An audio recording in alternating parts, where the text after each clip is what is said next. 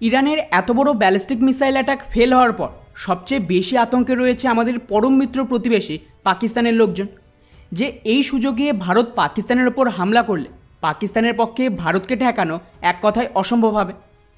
কেননা পাকিস্তানের ভেতর ওদের থিঙ্ক ট্যাঙ্ক থেকে শুরু করে ওদের সো কল্ড ডিফেন্স এক্সপার্টদের দাবি, যেভাবে ইরানের সমস্ত ব্যালিস্টিক মিসাইল অ্যাটাক পুরোপুরি ফেল হয়ে গেছে, ভারতের বিরুদ্ধে পাকিস্তানেরও নাকি সেম অবস্থা হবে। আর এই হামলার পর এখন নাকি ভারত কনফিডেন্স পেয়ে গেছে যে পাকিস্তানের ওপর অ্যাটাক করলে ওরা ভারতকে কাউন্টার করতে পারবেন। সেক্ষেত্রে স্বাভাবিকভাবেই পাকিস্তানের হাত থেকে যে কোনো দিন পিওকে হাতছাড়া হয়ে যেতে পারে। কিন্তু এবার এখানে ডেফিনেটলি আপনাদের মাথায় প্রশ্ন আসবে যে ভাই, ইরান আর ইসরায়েলের লড়াইয়ের মাঝে ভারত আর পাকিস্তানের কী সম্পর্ক, আর পাকিস্তান এত বেশি ভয় পাচ্ছে কেন? তো বন্ধুরা, এর পেছনে মেনলি দুটো বড় কারণ রয়েছে। প্রথমত, পাকিস্তানের কাছে যে ধরনের ব্যালিস্টিক মিসাইল রয়েছে তার টেকনোলজি আর পারফরমেন্স একদম সেম যেরকমটা ইরানের কাছে আছে। কারণ এই সমস্ত মিসাইলের কোর টেকনোলজি না পাকিস্তান বানিয়েছে আর না ইরান।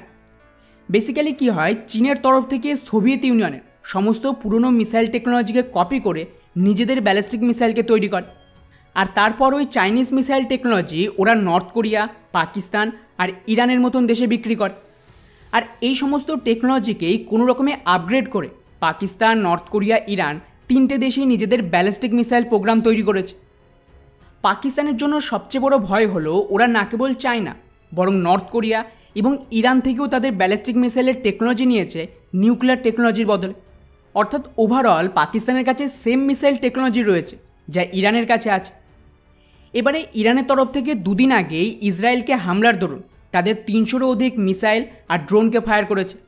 আর এর মধ্যে খেয়াল করুন, মাত্র 5 থেকে 6টা মিসাইল অ্যাকচুয়ালি ইসরায়েলে পৌঁছেছে, আর বাকি সমস্ত মিসাইল ইসরায়েলের এয়ার ডিফেন্স সিস্টেম একদম পিন পয়েন্ট অ্যাকুরেসির সাথে ইন্টারসেপ্ট করে ধ্বংস করে দিয়েছে। অর্থাৎ ইরানের মিসাইল কতটা শক্তিশালী আর কতটা রিলায়েবল টেকনোলজি তা এখন গোটা বিশ্বের সামনে এক্সপোজ হয়ে গেল। আর পাকিস্তান ভয় পাচ্ছে যে যদি ইরানের এই অবস্থা হয় তাহলে এই সেম টেকনোলজির মিসাইল ওদের কাছেও রয়েছে।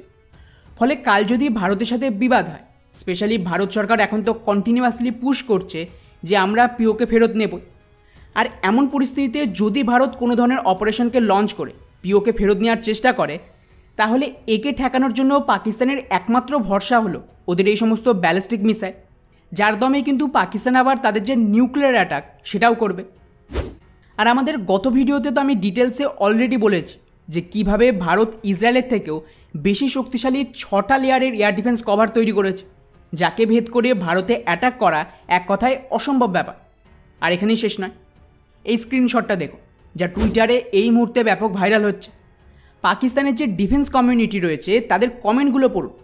কেউ বলছে পাকিস্তানের হাইপারসনিক মিসাইল নেওয়া উচিত, তো কেউ বলছে ওদের চীন থেকে MIRV টেকনোলজি প্রয়োজন ভারতের BMD শিল্ডকে কাউন্টার করার জন্য, তা না হলে পাকিস্তান টিকবে না।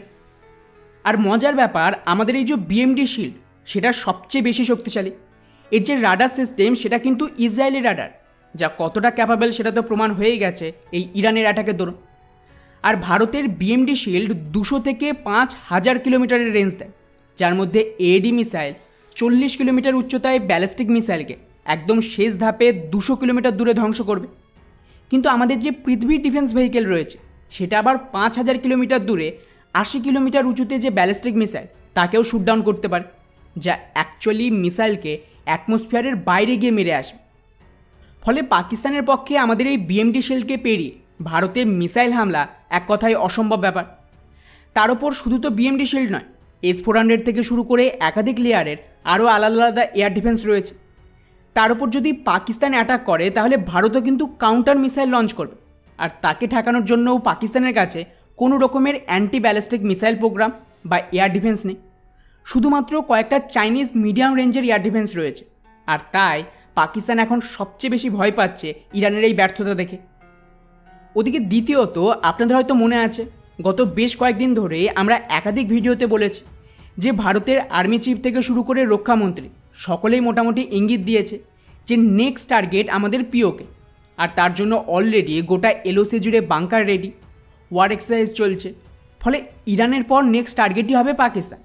আর পাকিস্তানের যা পরিস্থিতি তাতে ওদের কাছে না আছে টাকা, না রয়েছে দেশের ভেতর স্টেবিলিটি, আর অলরেডি 2-3টে প্রভিন্স পাকিস্তান আর্মির বিরুদ্ধে লড়ছে আলাদা হওয়ার জন্য। আর এখানেই শেষ নয়, এই মুহূর্তে যা গ্লোবাল ক্রাইসিস, সেই ক্রাইসিসে দাঁড়িয়ে মুসলিম বিশ্বের যা রিয়াকশান, তাতে কিন্তু কোনো দেশ ফিলিস্তিনের জন্যই এলো না, তো পাকিস্তানের কথা তো ভুলেই যান। ফলে ইরানের এই মিসাইল অ্যাটাক অ্যাকচুয়ালি পাকিস্তানের যে মিসাইল টেকনোলজি তাকে এক্সপোজ করে দিয়েছে। ফলে এখন ভারত পুরোপুরি কনফিডেন্ট যে আমাদের জন্য পিওকে ফেরত আনা কোনো বড় সমস্যা নয়, তা সে গ্লোবাল জিওপলিটিক্যাল সিনারিওতে হোক বা পাকিস্তানের মিলিটারি ক্ষমতার দিক থেকেও। এখন দেখার বিষয় হলো যে পাকিস্তান কি সত্যি ভারতের সাথে যুদ্ধ লড়ার মতন এত বড় রিস্ক নেবে, নাকি নেগোশিয়েট করে পিওকের সমস্যা মেটাবে। এই সব কিছুর জন্য কিন্তু ওদের হাতে খুব বেশি সময় নেই। বাকি পুরো বিষয়টিকে নিয়ে আপনাদের কি মনে হয় নিচে অবশ্যই কমেন্ট করে জানাবেন। জয় হিন্দ।